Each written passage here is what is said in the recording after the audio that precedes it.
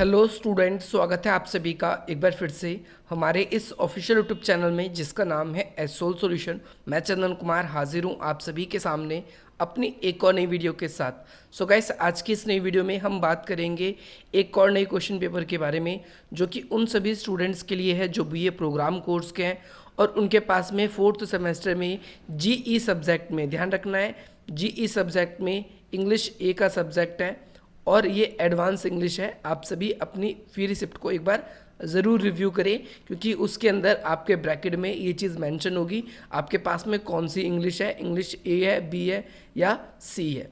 तो चलिए स्टार्ट करते हैं। तो गाइस, सबसे पहले अगर आप लोग किसी भी ईयर का क्वेश्चन पेपर देख रहे हैं, चाहे आप सेकंड सेमेस्टर का, 4th सेमेस्टर का, 6th सेमेस्टर का, तो सबसे टॉप पे दिल्ली यूनिवर्सिटी के क्वेश्चन पेपर्स में ये पहचान ही है उसकी कि ऊपर नंबर ऑफ पेजेस लिखे होते हैं कि कितने पेजेस का ये क्वेश्चन पेपर है। उसके अलावा आप यहाँ पर अपना एग्जामिनेशन रोल नंबर फिल करेंगे और ये आज की जो ये वीडियो है ये उन सभी स्टूडेंट्स के लिए है जो एसओएल, एनसी वेब या फिर वे सभी स्टूडेंट जो दिल्ली यूनिवर्सिटी में ही किसी रेगुलर कॉलेज में पढ़ते हैं, ये उन सभी के लिए फ़ायदेमंद रहने वाली है। तो ये serial number of question paper है जो कि अपनी आंसर शीट पे आपको फिल करना होगा। यहाँ पर आप सभी को अपना यूनिक पेपर कोड देखने को मिलेगा। हो सकता है कि ये एसओएल और एनसी वेब के स्टूडेंट्स का अलग हो। स्टार्ट करते हैं आज की अपनी इस वीडियो को। इसके बाद में यहाँ पर आप देखेंगे कि 4th सेमेस्टर के जो स्टूडेंट्स हैं उनका है सब्जेक्ट ये। टाइम ड्यूरेशन आप सबका कितने का रहेगा, तो 3 घंटे का आप सभी का ये पेपर रहेगा। और कितने मार्क्स का है, तो ये रेगुलर वाले स्टूडेंट्स जो है उनका 75 मार्क्स का आएगा, लेकिन जो एसओएल के स्टूडेंट्स हैं उनका ये 100 मार्क्स का पेपर आएगा। इसके अलावा सबसे टॉप पे आप सभी को जैसे ही क्वेश्चन पेपर मिले आप लोगों को अपने एडमिट कार्ड्स को देखकर ऊपर अपना एग्जामिनेशन रोल नंबर फिल करना है।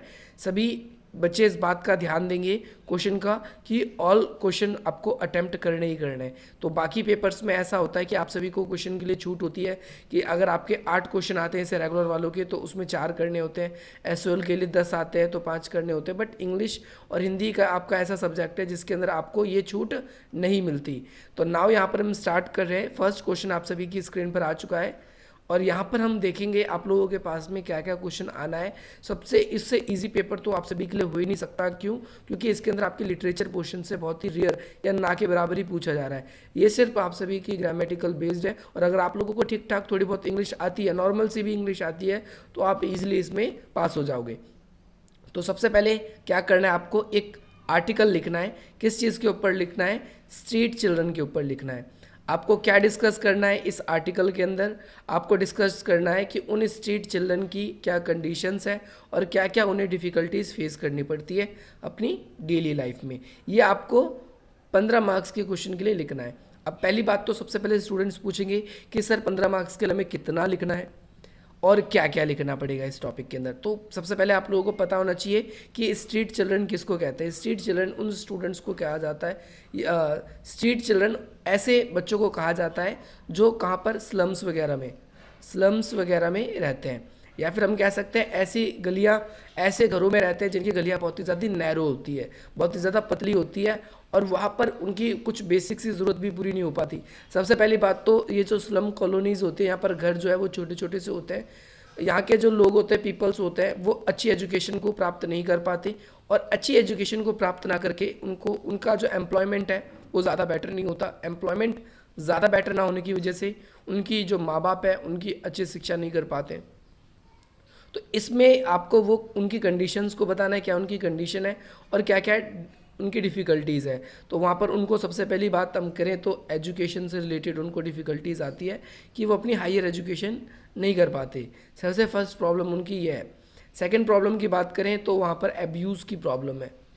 एब्यूज़ की प्रॉब्लम है कि बच्चे बचपन में ही वहाँ पर पढ़ाई लिखाई की जगह ऐसी चीज़ें, गंदी चीज़ें सीख जाते हैं जिसकी वजह से उनका भविष्य खतरे में आ जाता है। इसके अलावा लेबर है ना, इसके अलावा डर्टी, या फिर हम कह सकते हैं ये बहुत सारी ऐसी कॉजेज़ हैं या बहुत सारे ऐसे पॉइंट्स हैं जो आप इस वाले क्वेश्चन के अंदर यहाँ पर अप्लाई कर सकते हो, इस वाले क्वेश्चन के अंदर आप लिख सकते हो। तो आपको यहाँ पर आर्टिकल लिखना था, किसके ऊपर लिखना था ये मैंने पूरा समझा दिया। सेकंड क्वेश्चन है, यहाँ पर आपसे कहा गया कि आप सेक्रेटरी ऑफ स्टूडेंट हो, स्टूडेंट यूनियन जो है उनके सेक्रेटरी हो अपने कॉलेज के, और आपको एक नोटिस लिखना है। नोटिस आप क्लास 11 से ही लिखना शुरू कर देते हो, बेसिक सी चीज़ें लिखनी होती है आपको। उसके अंदर क्या करनी है, कुछ डिटेल्स लिखनी हैगी। आपका जो कॉलेज है वो क्या कर रहा है कि एजुकेशनल ट्रिप प्रोग्राम कर रहा है। इसके अंदर क्या क्या नेसेसरी डिटेल्स है, उस नोटिस के अंदर क्या क्या डालनी चाहिए आपको ये लिखना है। और साथ ही साथ कहाँ पर आप जाने वाले हो, क्या प्लान है, कितने डेट कितने तारीख का प्लान है, कितने तारीख को हम यहाँ से निकलेंगे, कितने दिन रुकेंगे, है ना, मोड ऑफ ट्रैवल क्या होगा, कैसे जाएंगे, किस जगह पर जाएंगे, कितने दिन के लिए रुकेंगे, अप्रोक्सीमेटली कितना एक्सपेंडिचर यानी आपका जो खर्च है वो कितना आएगा। ये सारी की सारी चीज़ें आप लोगों को यहाँ पर डेट ये भी बताना है कि जो भी स्टूडेंट्स इस ट्रिप पे जाना चाहते हैं तो उनके रजिस्ट्रेशन की लास्ट डेट कितनी है, कितने तारीख तक आप लोगों को ये बता देना है। तो इस वाले क्वेश्चन के अंदर आपको नोटिस लिखना बिल्कुल आता ही होगा, क्योंकि इसको बॉक्स में लिखा जाता है। टॉप पे आप नोटिस लिखेंगे, अपने कॉलेज का नेम लिख देंगे। अपने कॉलेज का नेम लिखने का ऊपर जो टॉप पे आप लिखते हो, आप देखो मैं अलग से आप लोगों को एक वीडियो में बता दूंगा कैसे आपको नोटिस लिखना है पूरे फॉर्मेट वाइज। आपको कोई सा भी नोटिस पूछिए आप उन फॉर्मेट्स को चेंज करिए और आप बिल्कुल ही बाकी 11th क्लास से आप लिखते हुए शुरू कर देते हैं। अगर आप लोगों को नहीं आता तो आप प्रीवियस ईयर की जो छोटे बच्चे होंगे उनकी बुक्स ले सकते हैं, उसमें ये सारी चीज़ें मेंशन होती है। नेक्स्ट क्वेश्चन नंबर 3 है, इसमें पूछा गया है कि भाई आपने क्या किया, एक एंकर को देखा है टेलीविज़न शो में और आपको इंटरव्यू लेना है उस फेमस पर्सन का जो कि आप आउटसाइडर फील्ड है। आपको एक एंकर हो, ठीक है, आप एक टेलीविज़न शो पे आपको क्या करना है, इंटरव्यू लेना है। इमेजिन करना है आपको कि आप बोथ एंकर भी हो और ऐसे पर्सन भी हो जिसका आपको इंटरव्यू लेना है। तो ऐसे कौन कौन से क्वेश्चन आप पूछोगे और उन क्वेश्चन का कैसे आप आंसर दोगे। तो एक लिख दोगे इंटरव्यूअर, एक लिख दोगे या एंकर लिख दोगे आप, या फिर एक फेमस पर्सनैलिटी लिख दोगे और इस तरीके से आप उसका पूरा का पूरा इंटरव्यू करेंगे। या आपने सेकंड सेमेस्टर में भी क्वेश्चन कर रखा है तो आप सेकंड सेमेस्टर की चीज़ को भी देख सकते हैं। क्वेश्चन नंबर 4 में आपसे पूछा गया है कि यू हैव बिन असिस्ट, आपको असिस्ट किया गया है, एक टास्क दिया गया है, क्या आपको पीपल का रिस्पांस लेना है, आपको लोगों का रिस्पांस लेना है। रिसेंटली किस चीज़ का, डिमोनेटाइजेशन ड्राइव। डिमोनेटाइजेशन ड्राइव आप सब समझते होंगे, डिमोनेटाइजेशन जो नोटबंदी हुई थी उसका लोगों पर क्या असर पड़ा, इसके बारे में आप सभी को उनकी राय लेनी है। इसके अलावा आजकल जो इम्पोर्टेंट टॉपिक है, मैं आप लोगों को वैक्सीनेशन का कह सकते हो, वैक्सीनेशन नहीं होगा तो आपका कोविड पैंडेमिक का हो सकता है, ऑनलाइन एजुकेशन का आ सकता है। ये कुछ फेमस करंट के टॉपिक हैं। जब मैं इस टॉपिक को डिस्कस कर रहा हूँ, ये 2016 का क्वेश्चन पेपर है आप सभी के सामने, और 2015 में आप सभी को पता है नवंबर में 8 नवंबर पे डिमोनेटाइजेशन हुई थी। तो उसी संदर्भ में जो रिसेंट एक्टिविटीज़ आप सभी के आसपास में हुई थी उससे रिलेट करते हुए था। तो आप सभी ये क्वेश्चन आप सभी को प्रिपेयर करना है ना, और आपको एटलीस्ट 10 क्वेश्चन प्रिपेयर करना है, और वो भी कैसे, मल्टीपल क्वेश्चन चॉइस वाले। तो आप लोगों को इस चीज़ का ध्यान रखना है।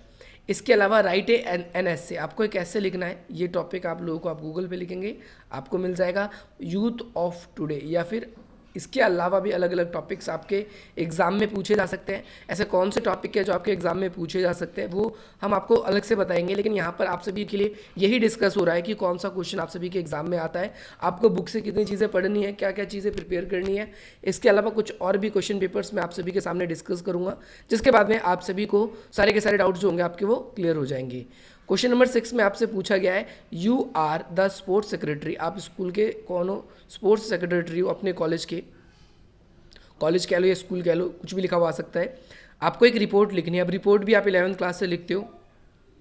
रिपोर्ट किस पे लिखनी है, of the 2 day sports day, यानी आपको स्पोर्ट्स डे का इवेंट था आपके कॉलेज में ऑर्गेनाइज हुआ है, आपको इसके ऊपर ही क्या करना है, रिपोर्ट लिखनी है। अब आपको पता है रिपोर्ट जो है वो पास्ट में लिखी जाती है। कैसे लिखी जाती है, पास्ट में लिखी जाती है, और पास्ट में जब लिखी जाती है रिपोर्ट तो उसके अंदर कैसा क्या होता है, यहाँ पर 2 डेज़ का बताया गया है। तो एक दिन तो जनरल प्रोग्राम के बारे में आप बता दोगे कि कौन कौन सी एक्टिविटीज़ हुई है ना, या नॉर्मली फाइनल में कौन कौन गए, किसको प्राइज़, कौन हमारे चीफ गेस्ट थे, है ना, इस तरीके से आप इस चीज़ के अंदर मेंशन कर दोगे। नेक्स्ट क्वेश्चन आप सभी के लिए क्या पूछा गया है, राइट अ डायलॉग, आपको डायलॉग लिखना है, मिनिमम कितने सेंटेंस का, 8 सेंटेंस का, बिटवीन 2 फ्रेंड, 2 दोस्तों का। ध्यान से देखना है, 10 नंबर का क्वेश्चन है और बहुत ही इजी क्वेश्चन है कि आपको एक डायलॉग लिखना है, मिनिमम कितने सेंटेंस का होना चाहिए, वो 8 सेंटेंस का होना चाहिए, 2 दोस्तों के बीच में होना चाहिए जिन्होंने एक ही मूवी देखी है दोनों ने मिलकर, लेकिन दोनों का अलग अलग पॉइंट ऑफ व्यू है उस मूवी को लेकर। जो रेनू नाम का पर्सन है ये क्या कहता है, मूवी जो है वो वेस्ट थी, बर्बाद थी, जहाँ पर हमारा सारा टाइम बर्बाद हो गया। वहीं पर दूसरी फ्रेंड जो है उसकी सुधा, वो क्या कहती है कि ये एक अच्छा साधन था अपने माइंड्स को या अपने आप को रिलैक्स करने का, ये एक अच्छा ज़रिया था। तो दोनों के पॉइंट ऑफ व्यू इस पर्टिकुलर टॉपिक पे अलग अलग है, बट आप लोगों को क्या करना है, यहाँ पर सबसे क्वेश्चन आप देख रहे हो कितना ईजी क्वेश्चन पूछा जा रहा है। तो आप कोई भी एक टॉपिक, कोई भी मूवी देख सकते हो। जैसे आजकल मैं इस वीडियो को रिकॉर्ड कर रहा हूँ तो अभी KGF 2 का चैप्टर 2 जिसे आप कहते हो उसका बहुत ट्रेंड चल रहा है, तो आप उस पर भी लिख सकते हो या जो आपको अच्छा लगे। इसमें कोई मूवी का नाम स्पेशलाइज नहीं है कि भाई रोमांटिक मूवी लिखनी है, एक्शन मूवी लिखनी है, थ्रिल मूवी लिखनी है, हॉरर मूवी है, जैसा भी है, ठीक है। तो आप वो सब चीज़ें इसके अंदर मेंशन कर सकते हो। इसके बाद में अब ये आज की वीडियो हमारी आप सभी के लिए इतनी है। अगर आप लोगों को ये वीडियो पसंद आई है तो आप इस वीडियो को लाइक कर सकते हैं, हमारे इस चैनल को सब्सक्राइब कर सकते हैं। इसके अलावा अगर आप हमारे साथ कनेक्ट होना चाहते हैं तो आप इन नंबर्स के थ्रू हमसे कनेक्ट हो सकते हैं। हमारे व्हाट्सअप टेलीग्राम ग्रुप्स पे जुड़ना चाहें तो उसका लिंक डिस्क्रिप्शन बॉक्स में, आप हमें इंस्टाग्राम पर भी फॉलो कर सकते हैं, उसका लिंक भी डिस्क्रिप्शन बॉक्स में है। चलिए मिलते हैं हम आपसे अपनी अगली वीडियो में। जय हिंद, जय भारत।